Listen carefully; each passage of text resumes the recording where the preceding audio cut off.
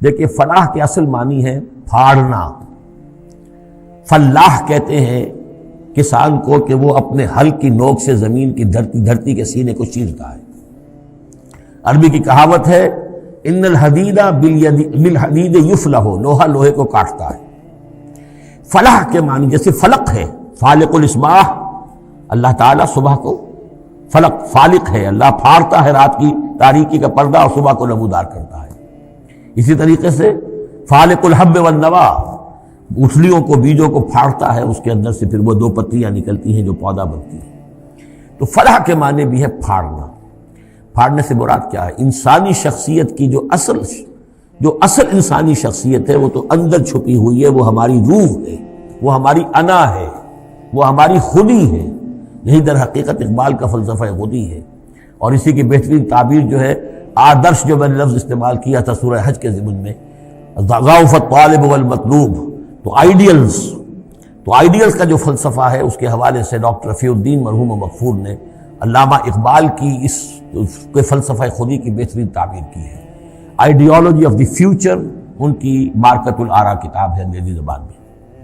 تو افلح المومنون، گویا کہ میرا جو وجود ہے یہ گوشت ہے، یہ پوست ہے، ہڈیاں ہیں، یہ ہے، وہ ہے، تن و توش ہے، لیکن اس کے اندر میری ایک انا ہے، میری ایک شخصیت ہے. انا، یہ انا کیا ہے؟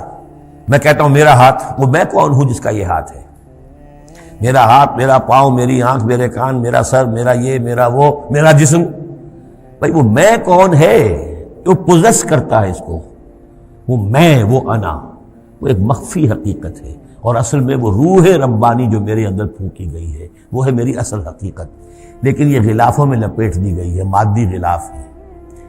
ان مادی غلافوں کو پھاڑ کر اپنی روح کو برآمد کرنا، جیسے کہ گٹھلی پھٹتی ہے تو دو پتے نکلتے ہیں تو آم کا درخت شروع ہوتا ہے.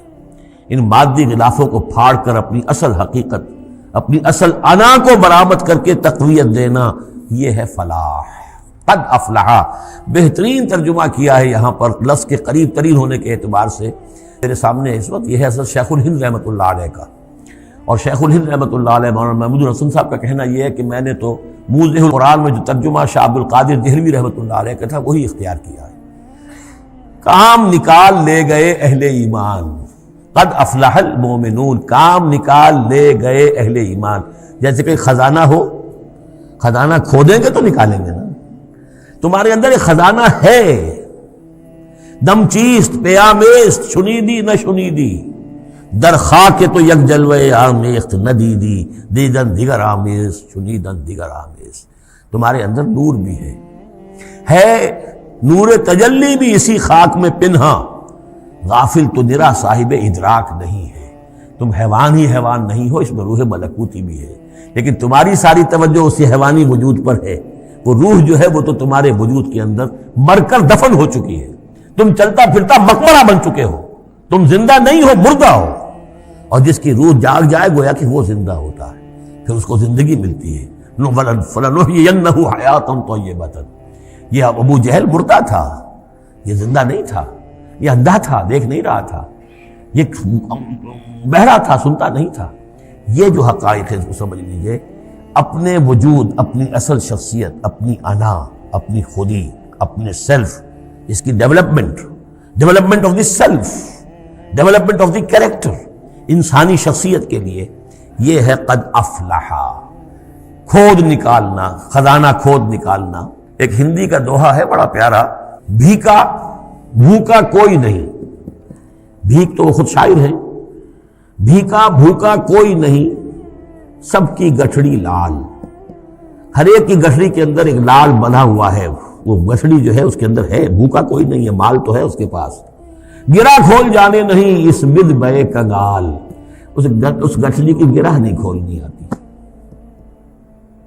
ستمست گر ہوست کشت کے بے سیر سرد و سمندرا، تجھے غنچہ کم نہ دمیدئی در دل کشا بچمندرا.